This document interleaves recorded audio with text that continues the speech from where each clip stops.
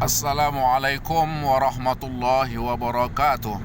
Alhamdulillah, wassalatu wassalamu ala rasulillah alladzi la nabiyya ba'dah. Saudara-saudara, khususnya generasi milenial, mahasiswa milenial, dalam kesempatan ataupun seri yang ke-33 ini saya menyambungkan kembali kajian dakwah Islam transitif, berbicara tentang tafsir sebagai buku-buku yang memahami ayat-ayat Al-Quran sebagai sumber rujukan utama. Nah, salah satu persoalan hari ini yang berkembang sebagaimana yang telah saya sampaikan adalah terkait dengan pemahaman ataupun basic ataupun metode pendekatan teologis yang dikedepankan di dalam memahami ayat-ayat Al-Quranul Karim. Sebagaimana saya katakan bahwa salah satu dampak negatif pendekatan ideologis ataupun teologis di dalam memahami ayat-ayat Al-Quran itu adalah menyebabkan kita mempunyai ketakutan akademik untuk mengeksplorasi lebih jauh ayat-ayat Al-Quran itu. Karena kita terperangkap ketika berbicara ideologis, kita terperangkap dalam kebenaran iman. Hanya dua pilihan, sesat atau benar, iman atau kufur. Inilah yang menyebabkan kita tidak berani lebih jauh mengeksplorasi secara akademis maksud-maksud ayat-ayat Al-Quran itu. Nah, saudara-saudara, yang lebih berbahaya lagi adalah bahwa dalam pendekatan teologis yang jika sempit difahami, ini akan memunculkan apa yang disebut oleh Bapak Profesor Amin Abdullah dengan truth claim. Artinya munculnya klaim-klaim kebenaran pribadi, klaim-klaim kebenaran kelompok. Nah, akibatnya adalah akan menegasikan kelompok yang lain. Nah, inilah yang kita lihat hari ini banyak dalam kehidupan bermasyarakat, berbangsa dan bernegara.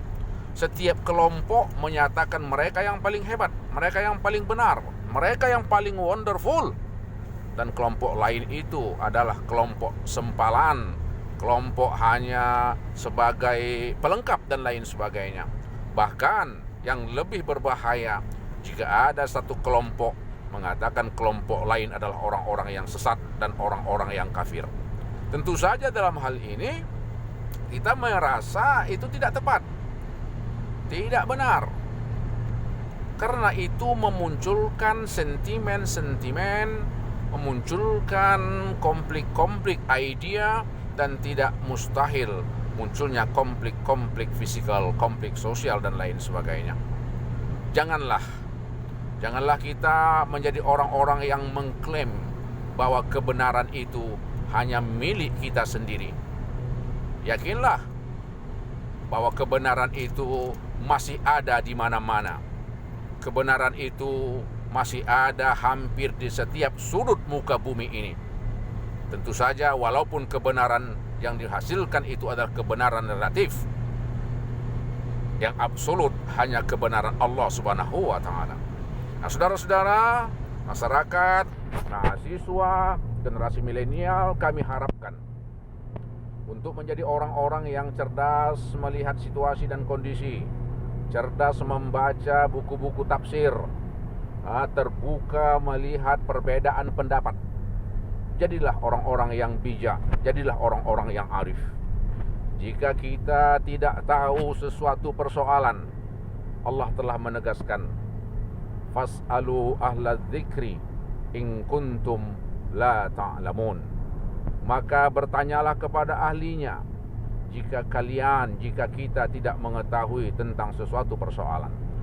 Nah, hari ini kita melihat ketika berbicara tentang agama, tentang Islam misalnya, banyak orang-orang yang katakanlah berbasic atau berlatar belakang misalnya teknologi, berlatar belakang ilmu pertanian, berlatar belakang ilmu rancang bangun dan lain-lain.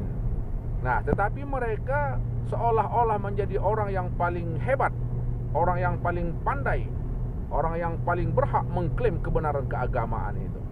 Nah, sesungguhnya ini kurang tepat, karena mereka bukan ahlinya dalam beragama. Tanyalah kepada ulama, tanyalah kepada para ustaz. Ada ulama kita yang di Majelis Ulama Al-Indonesia, ada ulama kita yang di Nahdlatul Ulama, ada yang ulama kita di Muhammadiyah, di Al-Wasliyah, Ittihadiyah, Jami'at Al-Khairiyah. Banyak sekali ulama-ulama kita di berbagai organisasi. Namun, satu hal yang saya tekankan, walaupun jawaban itu kita dapatkan dari ulama-ulama organisasi kita itu, jangan pernah kita menerima jika di sana ada truth claim, klaim-klaim kebenaran kelompok yang sempit dan menafikan kelompok yang lain. Saudara-saudara, jangan pernah ikuti orang-orang yang mengklaim bahwa surga itu hanya milik mereka. Pikirkan, kaji lebih jauh. Surga itu bukan hanya milik satu kelompok, tapi surga itu adalah milik orang-orang yang betul-betul berpegang kepada Al-Quran dan berpegang kepada hadis Rasulullah SAW. Oleh karena itu, generasi milenial, kita harus berhati-hati dalam memahami tafsir yang mengedepankan dimensi teologis ini. Disinilah hadirnya Islam transitif dengan tafsir Al-Wasi, mencoba untuk memberikan alternatif agar pemahaman tafsir itu lebih dapat bersesuai dengan realitas plurality kehidupan umat beragama, kehidupan masyarakat yang berkultural banyak, berbangsa, bernegara, bahkan dalam kehidupan konteks global yang sangat beragam itu. Insya Allah semoga bermanfaat, dan insya Allah akan kita sambungkan dalam seri-seri berikutnya. Kita jelaskan soal tafsir ini secara lebih mendalam, termasuk dalam konteks pendekatan normatif dan beberapa persoalan yang cukup membahayakan kehidupan peradaban umat manusia, terutama membahayakan keberlangsungan kehidupan umat Islam di persada yang tercinta ini ataupun dimanapun mereka berada. Demikian, semoga bermanfaat. Wassalamualaikum warahmatullahi wabarakatuh. Salam transitif.